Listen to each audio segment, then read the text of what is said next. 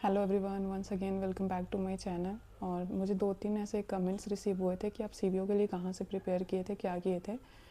तो last year में जब सीबीओ के पेपर में अपीयर हुई थी तो मैं बहुत ज़्यादा वैसा फुल फ्लेज कुछ पढ़ाई नहीं की थी, बस जैसे ऐसे ही पेपर दे लिया था। मैंने शायद 3 महीने का 1 बार गो थ्रू बस करंट अफेयर करा था और एक बार बस देखा था बैंकिंग गवर्नेंस का जो वीडियोज़ कुछ होते हैं वो देखा था। और डिस्क्रिप्टिव का 1-2 लेटर वगैरह बाकी लिख के मैंने कुछ नहीं देखा है। डिस्क्रिप्टिव के लिए कोई एफर्ट नहीं लगाया था, बस ऐसे ही देख लिया कि हाँ ये टॉपिक्स आ सकते हैं, टॉपिक्स आ सकते हैं। बट इस बार मैं सोच रही हूँ मैं अच्छे से प्रिपेयर करूँ और मैं थोड़ा सब कुछ अच्छे से कि हाँ कवर हो जाए सिलेबस एटलीस्ट।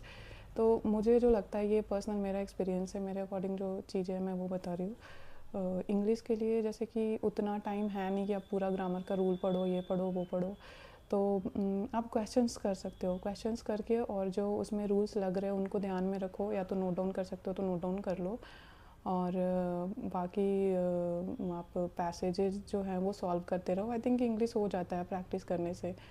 और दूसरा अपना बैंकिंग नॉलेज का है, तो आप अगर बैंकिंग नॉलेज के लिए मुझे जो लगता है कि अगर आप कोई कोर्स ले लो पर्टिकुलर किसी का, तो क्योंकि वर्किंग हो सारे तो वहाँ से थोड़ी हेल्प हो जाएगी।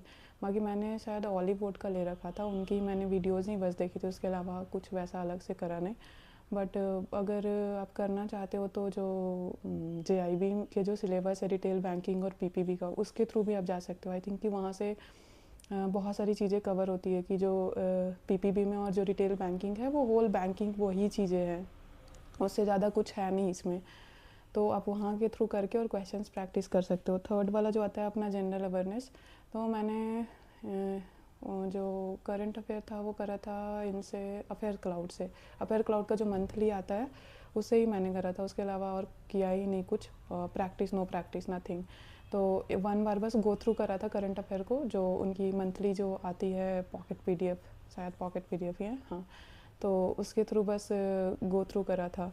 और थर्ड जो आता है कंप्यूटर एप्टीट्यूड, कंप्यूटर एप्टीट्यूड में लास्ट ईयर भी जो था और शायद हर साल ही ऐसा रहता है कि कंप्यूटर एप्टीट्यूड तो लिखते हैं बट उसमें वो प्रॉपर रीजनिंग के ही क्वेश्चन होते हैं, और मोस्टली जो इनपुट आउटपुट वाले क्वेश्चन होते हैं वही क्वेश्चन थे। हमारे टाइम भी इनपुट आउटपुट के जितने क्वेश्चन थे रीजनिंग के वही क्वेश्चन थे।